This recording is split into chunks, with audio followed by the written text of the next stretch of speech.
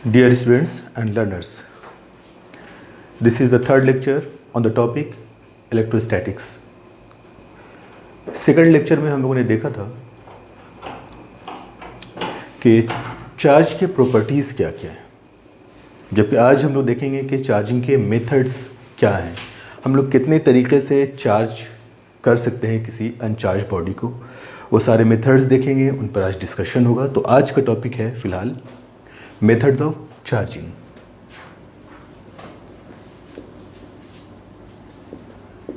Methods of charging.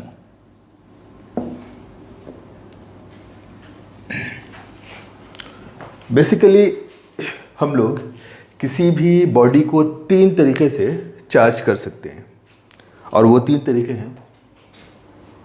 एक तरीका है फ्रिक्शन मेथड, जिसको हम लिखेंगे बाय फ्रिक्शन। बाय फ्रिक्शन की एक कहलाता है कंडक्शन मेथड, बाय कंडक्शन, और एक तरीका है induction method. So the third is by induction. Okay, तो हम लोग तीन तरीके से चार्ज कर सकते हैं। एक है फ्रिक्शन, एक मेथड है कंडक्शन, और एक मेथड है इंडक्शन मेथड। ओके, तो सबसे पहले हम लोग वन बाय वन एक एक मेथड को देखेंगे, और उसके बाद हम लोग इन तीनों मेथड्स का एक कॉम्परेटिव स्टडी भी करेंगे, उनको एक रिलेट करेंगे कि आखिर इन तीनों मेथड्स में से क्या डिफरेंसेस हैं, है ना।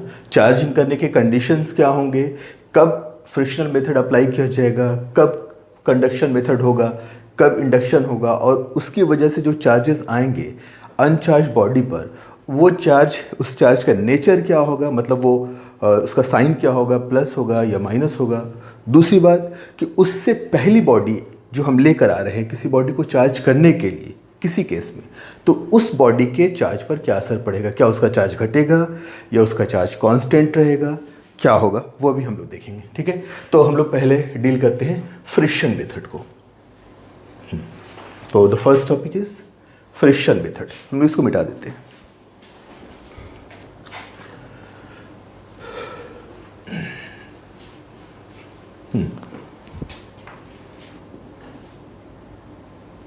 By friction. ओके, देखिए फ्रिक्शन मेथड में हम लोग दो अनचार्ज बॉडी को चार्ज कर सकते हैं, यानी दोनों बॉडी जिसको आप चार्ज करना चाह रहे हैं ना, वो पे दो बॉडी लेकर आना है, और दोनों बॉडी क्या होनी चाहिए, अनचार्ज होनी चाहिए। तो हम लोग उसको फ्रिक्शन मेथड से चार्ज करेंगे। तो पहला कंडीशन क्या हो गया, टू अनचार्ज्ड बॉडी। ओके, दूसरा क्या होना चाहिए, इसको, इनको फ्रिक्शन करना है, मतलब रब करना है ना, रबिंग यानी फ्रिक्शन। ये इंपॉर्टेंट चीज है ना। दो अनचार्ज बॉडी होनी चाहिए, और दोनों बॉडी को क्या करना है, फ्रिक्शन करना है, रब करना है। तब क्या होगा, ऐसा करने से ये होता है कि इलेक्ट्रॉन का ट्रांसफर होता है ना। एक बॉडी इलेक्ट्रॉन लूज करती है, दूसरी बॉडी इलेक्ट्रॉन गेन करती है। तो इस प्रोसेस में क्या हो गया, there exist transfer of electron, transfer of electron during the process of friction. We have to take two uncharged bodies. Okay, two uncharged bodies आपको लेना है, उसके बाद रब करना है। फिर क्या होगा, during the process of friction transfer of electron होगा। अब जब ट्रांसफर ऑफ इलेक्ट्रॉन होगा तो आपको पहले ही पता है कि इस सिचुएशन में क्या होगा कि one body gains the electron, है ना। जब इलेक्ट्रॉन का ट्रांसफर होगा तो एक बॉडी गेन करेगी इलेक्ट्रॉन को, and other body losses the electron, और दूसरी बॉडी जो है वो इलेक्ट्रॉन लॉस करेगी। ओके, जो बॉडी इलेक्ट्रॉन गेन करेगी वो बॉडी क्या होगी, निगेटिवली चार्ज हो जाएगी। ओके, और जो बॉडी इलेक्ट्रॉन लॉस करेगी वो पॉजिटिवली चार्ज्ड बॉडी हो जाएगी। क्लियर? और दूसरी बात, अब देखिए यहां पर क्या था कि दोनों ही बॉडी इनिशियली क्या थी? अनचार्ज थी, है ना? दोनों ही बॉडी इनिशियली अनचार्ज थी और अब फ्रिक्शन के बाद दोनों ही बॉडी चार्ज हो रही है।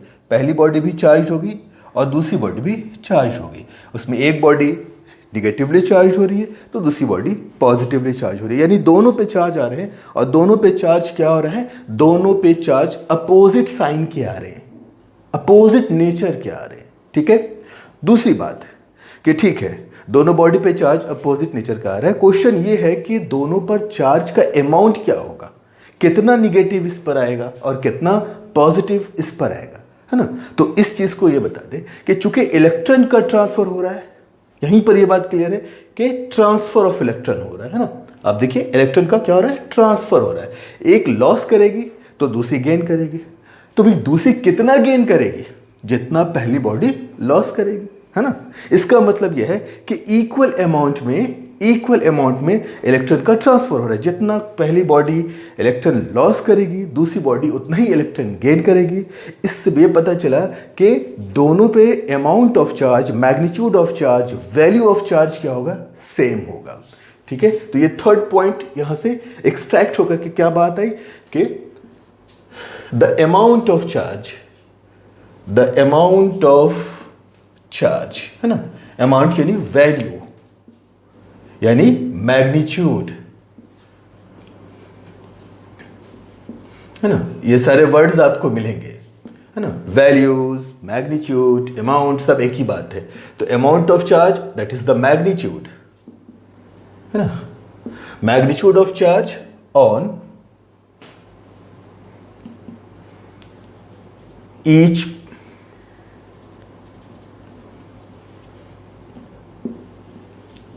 of the body will be same. Okay? तो ये कुछ पॉइंट्स हमने आए फ्रिक्शन में जो मेन पॉइंट्स है वो आपको समझना है ना? कि during the process of friction two uncharged bodies rub किया, फ्रिक्शन किया, है ना? ट्रांसफर ऑफ इलेक्ट्रॉन होता है। इस प्रोसेस में क्या होता है? ट्रांसफर ऑफ इलेक्ट्रॉन होता है। एक बॉडी इलेक्ट्रॉन क्या करेगी? गेन करेगी। इलेक्ट्रॉन गेन करेगी तो इलेक्ट्रॉन पे निगेटिव चार्ज आता है। इसका मतलब है उसने निगेटिव चार्ज को गेन किया। एक इलेक्ट्रॉन लॉस करेगा यानी उससे निगेटिव चार्ज घट गया, उस पर निगेटिव चार्ज कम हो गया, इसलिए वो पॉजिटिवली चार्ज हो गया। जितना एक बॉडी लॉस करेगी दूसरी बॉडी भी उतना ही इलेक्ट्रॉन गेन करेगी। इसका मतलब ये हुआ कि amount of charge, magnitude of charge दोनों बॉडी पर क्या होगा? सेम होगा। क्लियर होगी बात? ठीक है। तो अब एक डेटा हम सामने रखेंगे, उससे आपको ये पता चलेगा कि अगर किसी बॉडी को किसी बॉडी के साथ रब किया जाए, फ्रिक्शन किया जाए, तो उसमें से कौन सी बॉडी पॉजिटिवली चार्ज होगी और कौन सी बॉडी निगेटिवली चार्ज होगी। ये डेटा है, इसको कुछ पॉइंट्स हैं, आप नोट कर लीजिए इसको।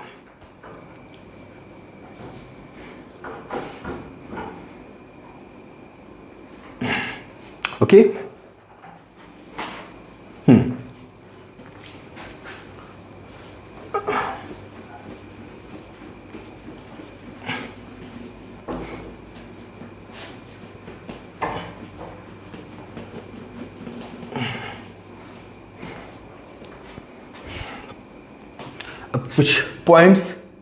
कुछ मेन पॉइंट्स हम आपके सामने रख रहे हैं, कुछ बात रख रहे हैं, उसको नोट में हम लिख रहे हैं, है ना?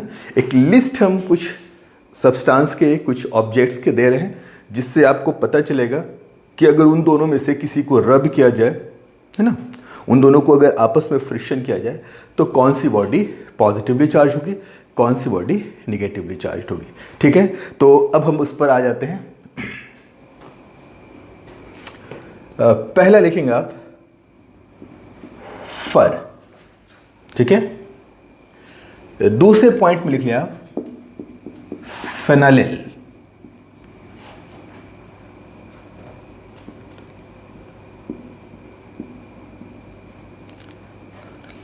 ठीक है? फर दूसरे में लिखेंगे आप फ्लैनेल। थर्ड में आप लिख लीजिएगा सीलिंग वैक्स।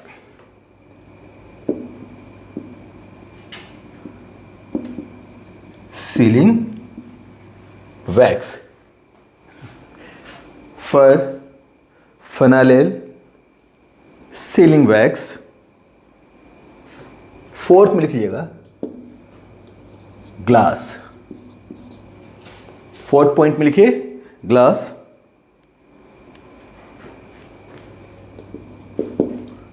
फिफ्थ में लिखिएगा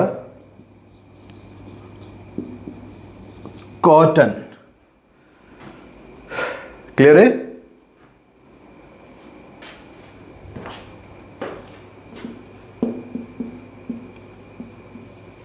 पेपर 6। सेवेंथ में लिख लीजिएगा सिल्क, सिल्क। 8 में लिखिएगा human body, 8 is the human body, है ना। Fur, flannel, sealing wax, glass, cotton, paper, silk, human body.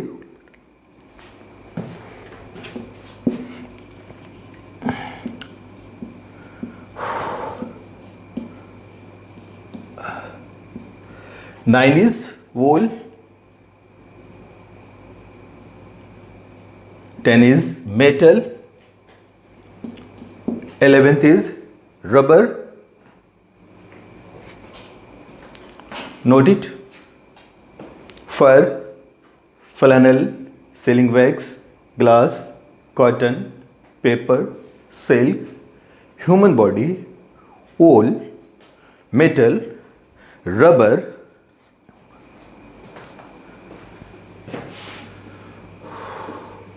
resin, amber. This is 12. This is 13. Note it: resin, amber, sulfur, ebonite. Next is sulfur, and the last is ebonite. Okay, here is list of some substances. Okay, कुछ list है ना, 15 substances के एक particular order में लिखे गए। ये order बहुत इंपॉर्टेंट है कि पहले कौन आ रहा है, फिर कौन आ रहा है, फिर कौन आ रहा है। ये ऑर्डर याद रखना ज़रूरी है। और उसके बाद आपको सिर्फ एक लाइन याद रखना है कि इसमें जो पहले आ रहा है ना, जो पहले आ रहा है वो अगर किसी बाद वाले के साथ रब किया जाए तो जो पहले आ रहा है वो ऑलवेज पॉजिटिवली चार्ज होगा। यानी जो ऊपर है इस ऑर्डर ऑफ प्रायोरिटी में, इस लिस्ट में जो ऊपर है, टॉप पर है, वो अगर किसी के साथ रब करेंगे हम तो देखना होगा कि पहले कौन है और बाद में कौन है। जो पहले आ रहा है वो हमेशा पॉजिटिव होगा और जो बाद में आ रहा है वो हमेशा निगेटिव होगा। ठीक है, तो इसको ऐसे लिख लीजिएगा: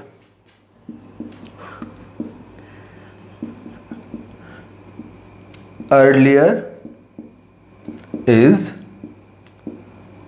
always positive when rubbed with latter. Clear हुआ?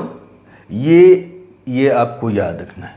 इसका मतलब ये हुआ कि अगर हम एम्बर को रब कर दें सिल्क के साथ, है ना, तो पहले एम्बर आ रहा है या पहले सिल्क आ रहा है? पहले silk, so it will be positive and amber will be negative, है ना। ग्लास और फर को रब कर दें, है ना, तो पहले कौन आ रहा है? फर, तो इट विल बी पॉजिटिव। बाद में कौन आ रहा है? Glass, it will be negative. ठीक है, चलिए तो मिटा देते हैं इसको। याद हो गया आप लोगों को? ओके।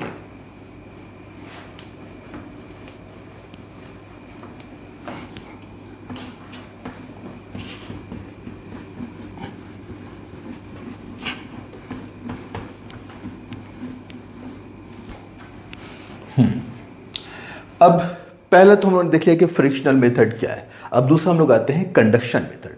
तो मेथड ऑफ चार्जिंग में सेकंड मेथड क्या हो जाएगा हम लोग को, by conduction.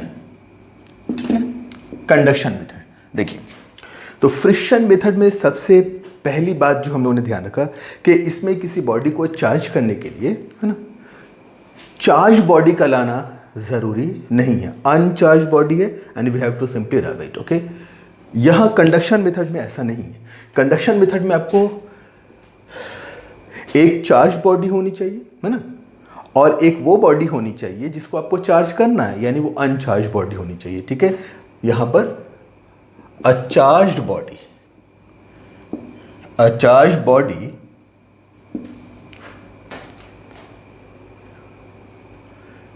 is brought in contact with an uncharged body. Okay, देखिए इस सेंटेंस में कुछ पॉइंट्स है जिसको हम हाईलाइट करेंगे, उसको समझना है। सबसे पहले क्या है, आपको क्या चाहिए, पहली बात एक चार्ज बॉडी चाहिए, है ना। दूसरी चीज क्या है, कांटेक्ट कंपलसरी है, ये बहुत इंपॉर्टेंट कंडीशन है। कांटेक्ट करना है, टच करना है ना, क्या करना है आपको, टच। हाँ, टच करना जरूरी है इसमें, है ना, कांटेक्ट में आना चाहिए। और क्या चाहिए, एक अनचार्ज बॉडी, है ना। तो एक चार्ज बॉडी को एक अनचार्ज बॉडी के साथ आपको टच करना है। This is very important condition, है ना, वेरी इंपॉर्टेंट। ठीक है, अगर आपने टच नहीं किया तो कंडक्शन नहीं होगा। कंडक्शन में आपको टच करना ही है, जब तक कंटैक्ट नहीं करिएगा ना, कांटेक्ट में लाना जरूरी है, टच करना जरूरी है। ठीक है, दूसरी बात, अब जैसे ही आप उसको टच करेंगे क्या होगा, चार्ज का ट्रांसफर होगा, है ना। चार्ज ट्रांसफर होगा, किससे होगा, तो जो चार्ज बॉडी है उसी से होगा। किसको होगा, जो अनचार्ज बॉडी है ना। तो क्या, जैसे ही आप टच करेंगे तो क्या होगा, charge transfers from the charge body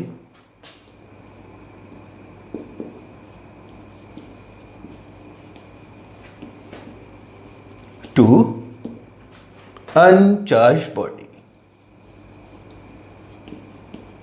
ठीक है, चार्ज बॉडी से अनचार्ज बॉडी को चार्ज ट्रांसफर होगा, ये दूसरी बात।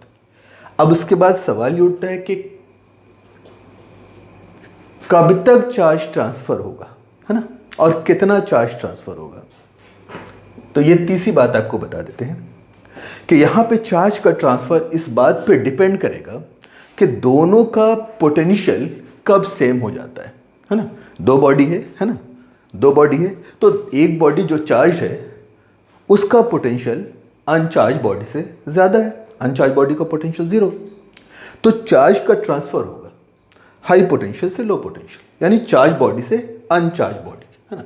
सपोज दैट ये बॉडी है, चार्ज बॉडी है ना, इनिशियली चार्ज है, और this is uncharged body. This is a charge body, है ना, और ये क्या होगा, एट हायर पोटेंशियल। ये क्या, एट हायर पोटेंशियल, और ये क्या है, अनचार्ज बॉडी है। ये क्या है, अनचार्ज्ड बॉडी। ठीक है, इसका पोटेंशियल क्या है, 0, नो चार्ज, नो पोटेंशियल, यानी ये क्या हुआ, लोअर पोटेंशियल पर है, एट लोअर पोटेंशियल। ठीक है, चार्ज ट्रांसफर होगा, चार्ज जब ट्रांसफर होगा इस पर, तो कब तक ट्रांसफर होगा, ये सीखिए, charge will transfer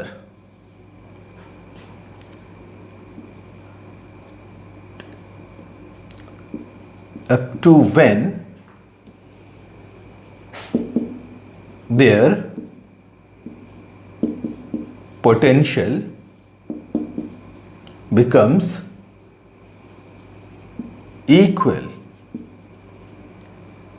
इसका मतलब ये हुआ कि ए का और बी का पोटेंशियल जब तक इक्वल नहीं होगा तब तक चार्ज कंटिन्यू होता रहेगा, ट्रांसफर होना, है ना। और जैसे ही पोटेंशियल इक्वल हो गया चार्ज का ट्रांसफर रुक जाएगा। तो इससे ये पता चला कि ये ज़रूरी नहीं है कि दोनों पर चार्ज इक्वल अमाउंट में आए, दोनों इक्वल चार्ज एक्वायर करें, यानी इस पर और इस पर दोनों पर same equal amount of charge का डिस्ट्रीब्यूशन हो जाए टच करने के बाद, है ना। तो इससे क्या पता चला? It means equal amount of charge का डिस्ट्रीब्यूशन कंपलसरी कंडीशन नहीं है, बल्कि कंपलसरी कंडीशन क्या है? Equal potential. ओके, तो इसको ऐसे लिख लीजिए,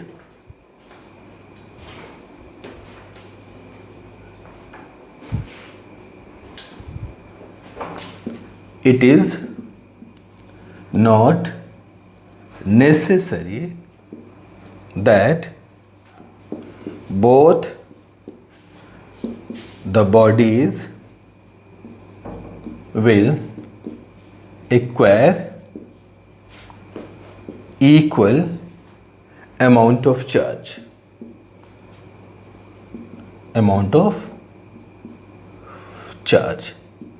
हाँ, इक्वल अमाउंट ऑफ चार्ज का डिस्ट्रीब्यूशन भी होगा, मगर उसका शर्त क्या है? उसमें भी यही कंडीशन फॉलो होगा, है ना।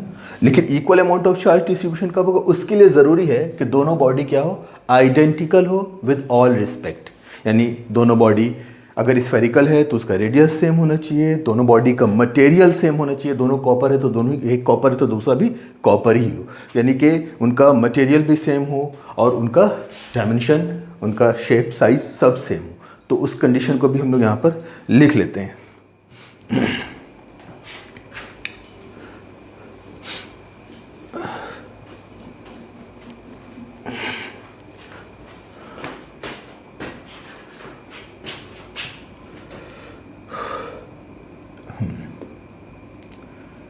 If both the bodies are identical in all respect, then the charge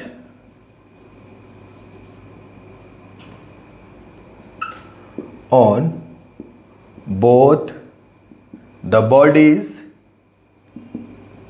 will be same, or you can say will be equal after conduction। ठीक है, यानी उनका आइडेंटिकल होना ज़रूरी है। इसलिए जब भी इससे रिलेटेड कोई क्वेश्चन होगा, ध्यान से क्वेश्चन पढ़िएगा, उसमें आइडेंटिकल बॉडीज़ कह रहा है कि नहीं कह रहा है।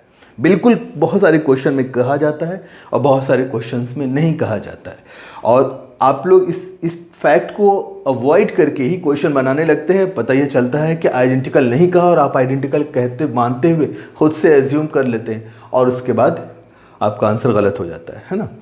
और तीसरी एक और पॉइंट इसमें, वहाँ आपने फ्रिक्शन मेथड में देखा था कि दोनों बॉडीज़ पे जो चार्जेस आते हैं वो दोनों चार्जेस नेचर में अपोजिट होते हैं, यानी एक पर पॉजिटिव चार्ज आता है और एक पर नेगेटिव आता है।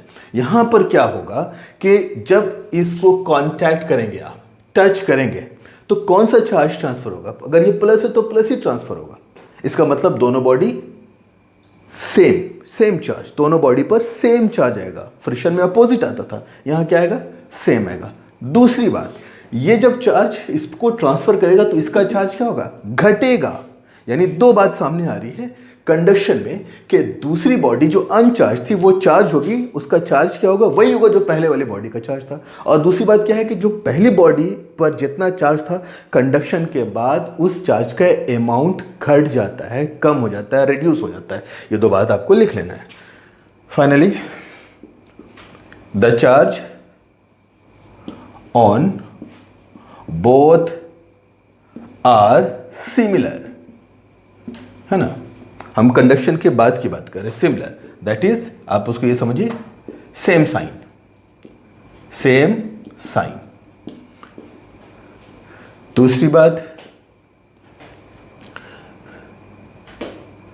The charge body, the amount of charge on the charged body reduces after conduction।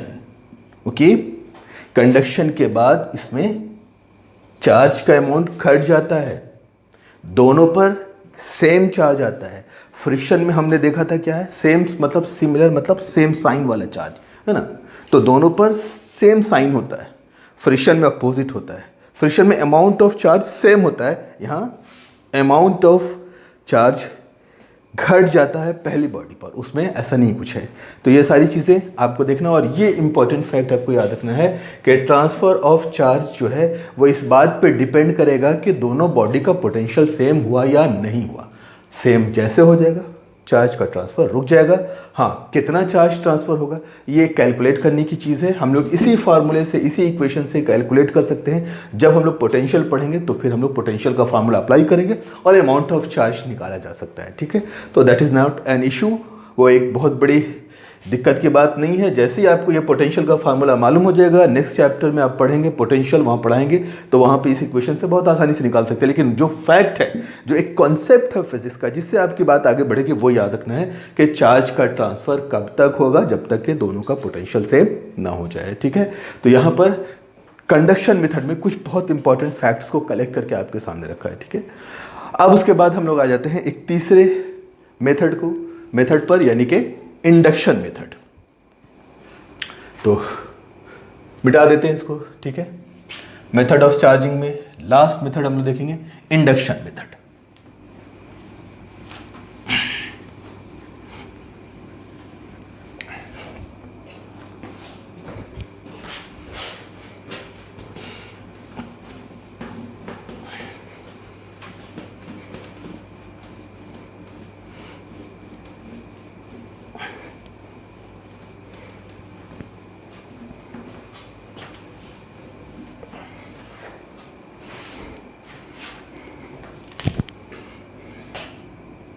Third one is by induction.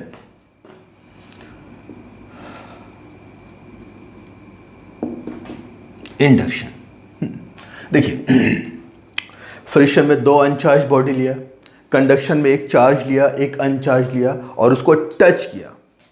Induction में भी क्या करना है, एक चार्ज बॉडी लेना है और एक अनचार्ज बॉडी लेना है, लेकिन टच नहीं करना है, उनको एक दूसरे के क्लोज लाना है, ठीक है।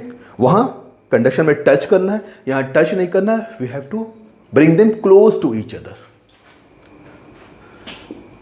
अ charged body is brought very near to an uncharged body, okay, very near। यहां पे आपको बता दें, do not touch, यहां टच नहीं करना है, ठीक है। जैसे ही आप उसको क्लोज लाइएगा क्या होगा, उसको थोड़ा एग्जाम्पल से भी समझ लें। जैसे मान लीजिए ये बॉडी ए है और इसको हम लोग एक इंसुलेटेड स्टैंड पर फिक्स कर दिया है। ये एक दूसरी बॉडी है बी,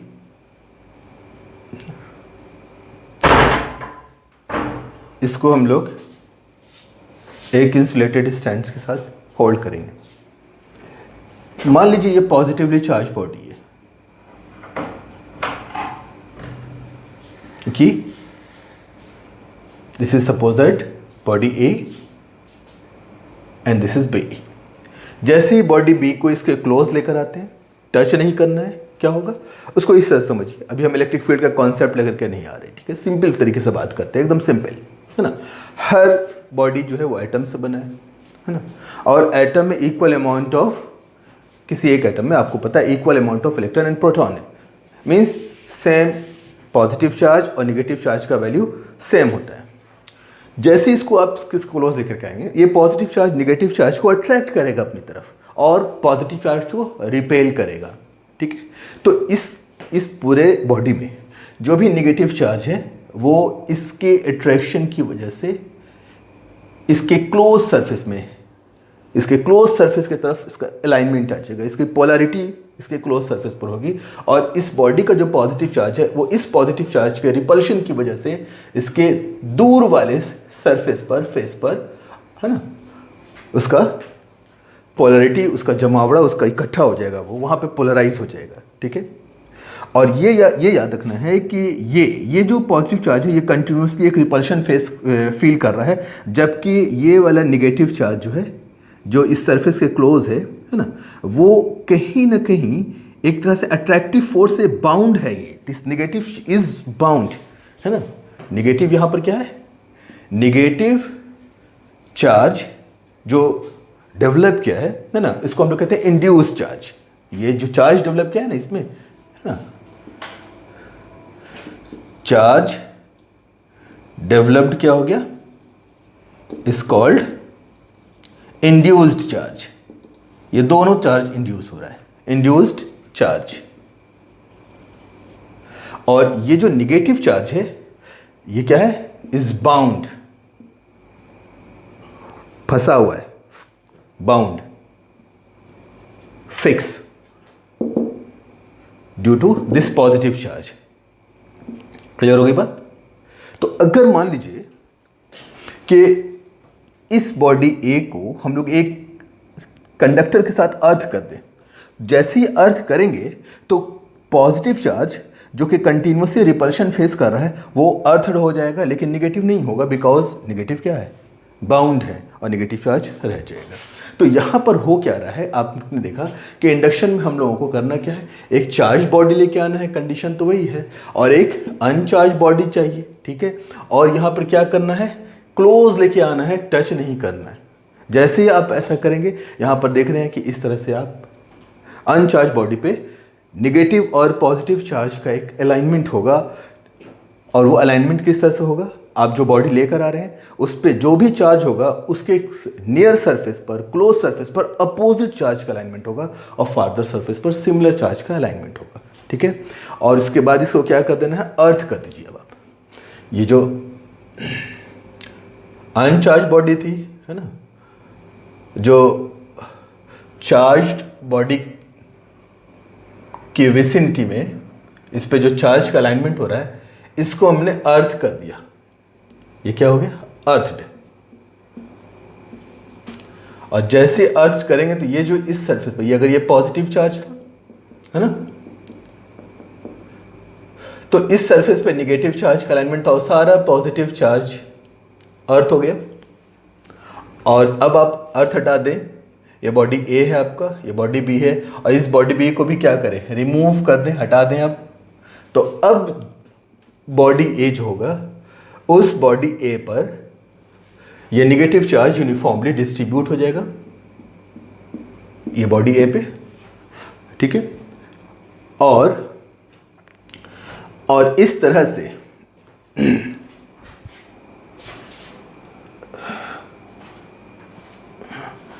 थोड़ा नीचे लिख देते हैं। Is it clear?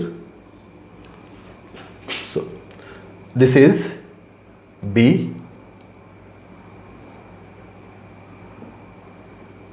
Positively charged, okay. और ये अर्थ हो गया, इसको हम लोग अब रिमूव कर देते हैं, इसको हटा देते हैं, इसको अब हम लोग क्या करते हैं, रिमूव, इसको हटा दीजिए। तो अब बच जाएगा ए, और ए का पॉजिटिव चार्ज ऑलरेडी अर्थ हो गया। अब इस पे जो भी निगेटिव चार्ज है वो यूनिफॉर्मली डिस्ट्रीब्यूट हो जाएगा पूरे सरफेस पर, और ये नेगेटिवली चार्ज बॉडी बन गई। तो इसमें अब समझने वाली बात बहुत सारी चीज़ें हैं। पहली तो बात ये है कि बॉडी ए जो आप ले करके आए थे उस पर कोई चार्ज कम हुआ, रेड्यूस हुआ? नहीं हुआ। दूसरी चीज़ ये कि बॉडी ए पर चार्ज आ गया, और ये जो चार्ज आया इसको हम लोग कहते हैं इंड्यूस्ड चार्ज, है ना। ये जो चार्ज डेवलप किया इसको क्या कहते हैं हम लोग? Induced charge. ओके। और ये इंड्यूस्ड चार्ज और जो बॉडी लेके आ रहे थे, इन दोनों को ध्यान से देखिए। बॉडी जिसको लेकर आए थे, जो चार्ज बॉडी था वो पॉजिटिव चार्ज है, तो इंड्यूस्ड चार्ज क्या हुआ? निगेटिव। यानी हमेशा जो चार्ज इंड्यूस होगा, इंडक्शन से जो चार्ज डेवलप करेगा, वो चार्ज आपके चार्ज बॉडी से अपोजिट नेचर वाला चार्ज होगा, यानी चार्ज अपोजिट होगा। तो यहां पे क्या बात सामने आ गई? एक तो ये हो गई कि